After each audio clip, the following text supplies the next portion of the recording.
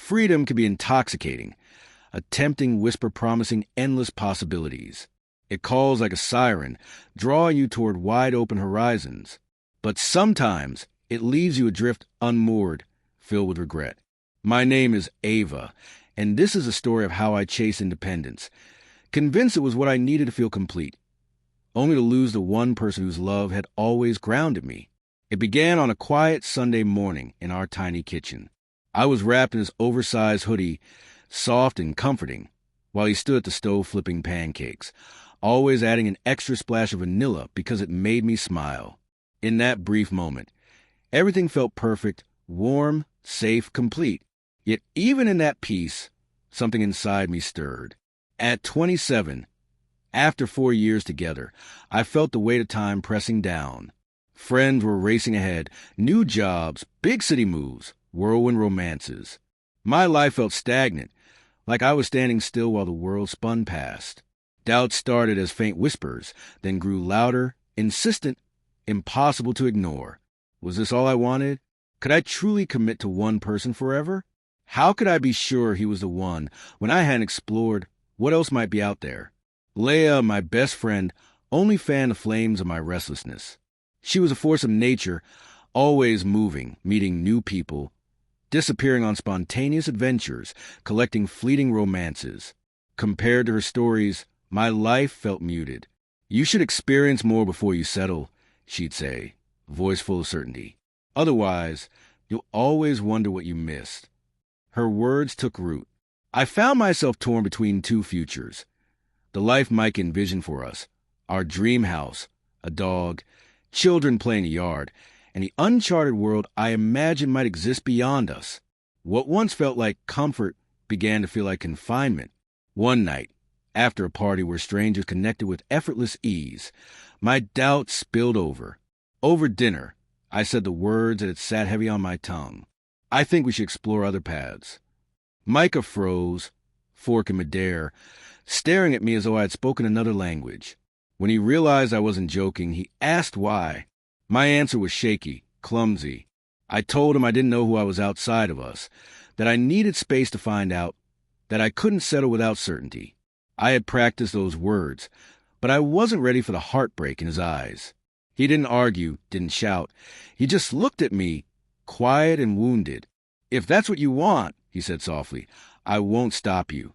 A week later, I packed my things and moved into a tiny apartment with creaky floors and mismatched furniture. It wasn't much, but it was mine. I told myself, this is courage. This is growth. At first, the freedom was exhilarating. Dating apps, impulsive dates, kisses with strangers who didn't know my coffee order, or that I cried at small gestures of kindness. I told myself this was what I'd wanted, adventure, novelty, the unknown. But the thrill faded quickly, leaving a hollow ache. No one laughed at my weird jokes like Micah did. No one remembered how I liked my eggs. Everything felt scrambled. No one saw me the way he had, with that steady look that felt like coming home. Every new date blurred together. Their smiles felt forced, their touches rehearsed, their silences hollow. And worst of all, Micah never called. I prepared myself for at least a message, maybe even for him to show up, asking for another chance. I had imagined it countless times, but it never happened. He was gone and the silence suffocated me. A month later, I gave in and looked at his social media. That's when I saw her, Danny. Chestnut hair, a serene smile. They were at a jazz club downtown, a place I'd always dismissed as too quiet, too ordinary. She leaned into him like she had always belonged there. My stomach dropped. I told myself it was just a rebound, a temporary distraction. But he didn't come back. By the third month, I stopped dating altogether. Bars and parties lost their shine. Nights were spent curled up, scrolling through old photos, road trips, ridiculous selfies, nights dancing in the kitchen to songs only we knew. I wrote messages to him, over and over, only to delete them before sending. After all, I had asked for space. Then one day, Leah sent me a text. "Did you see this?" Attached was a photo. Micah on one knee by the lake we used to visit every summer. The water sparkled behind him. Danny stood there, glowing, hand over her mouth, tears running, a ring on her finger, the ring I had once imagined on mine. I didn't cry immediately. I just stared, frozen. Then the tears came, slow at first, then relentless. I sobbed until my chest ached, gripping the counter just to stay upright. Micah hadn't just moved on. He had built a life where I no longer existed, and I couldn't even be angry at him. I had been the one to let go, to search for myself, to insist on more. No one warns you that freedom can feel like a locked room, and that by the time you're ready to step back, the person you hope would wait is already gone. 7 months later, I'm still in this same small apartment. Friends don't bring him up anymore, thinking I've moved on. I smile, nod, pretend. But every time I pass the bakery where we spent lazy Sundays, or hear that song we danced to, the pain cuts through again.